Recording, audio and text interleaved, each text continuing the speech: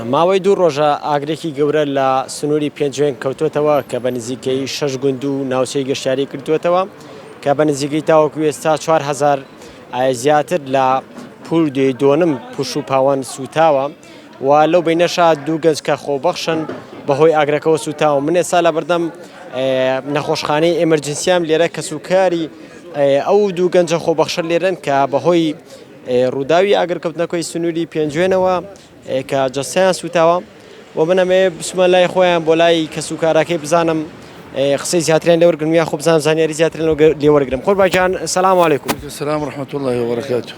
ئەمە دوای ناخۆشیتان بێ و ئینشاءالله خۆی گەورە شیفای خێریان بام.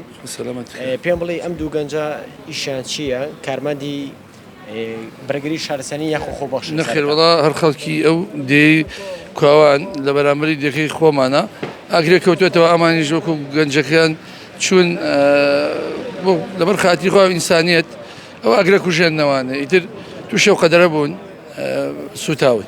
دۆخی تەندروستیان چۆن لەسەر؟ وەڵی یەکیان ناجێگیرە، یەکیان تۆزێ باشترە، یەکیان لە سا 76 سوتاوە، یەکیان لە سا 53. ڕووداوەکە کەی بوو ئێوە کە ساعت 11 ماوەی چەند ڕۆژ بوو ئاگرەکە لە پێنجوێ کەوتی بێەوە؟ ڕقم دوو ڕۆژە کەوتێتەوانێ. قسەی دکتۆرەکان یا پزیشکەکان بۆ ئێوە چی باس ئەڵەن چی؟ وەڵی هێر ئەڵێن خوا ڕەحم کە. پێشتریش باسەوە کە خۆبەخشن ئەمان. بەڵێ خۆبەخش. چاود ماچەکەم دەستێوەش خۆش سواس مەمنونم.